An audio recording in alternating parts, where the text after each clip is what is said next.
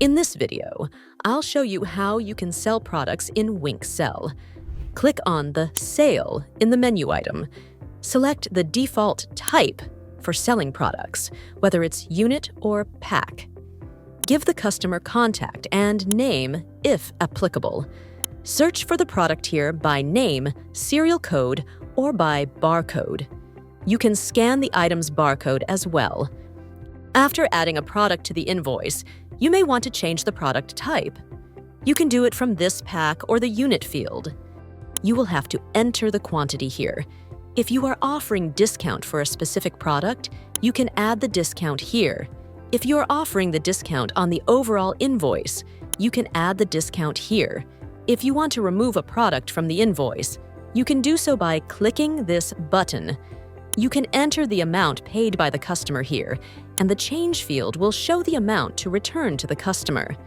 The next field is to select the mode of payment, if the customer paid via cash, card, or any other option.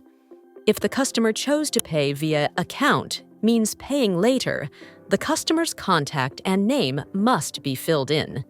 In case of an insurance sale, add the amount here if the customer is paying in cash, and if paying via card, check this checkbox and add the last 4 digits of the card here, and the insurance field amount will be auto-calculated. Select the Insurance. You can add a new one from here. Then add the last 4 digits of the insurer number. If the customer is splitting the payment between cash and card, select Split from the drop-down. Enter the last 4 digits of the card and the cash amount. The card field will be auto-calculated and click Post button. After confirming payment, check this checkbox. Now, to make a return, open the invoice and click on the Return button here. Add the quantity to return and then click on Update. I hope now you will be able to manage your sales in WinkSell. And to learn about other interfaces, please watch our other videos.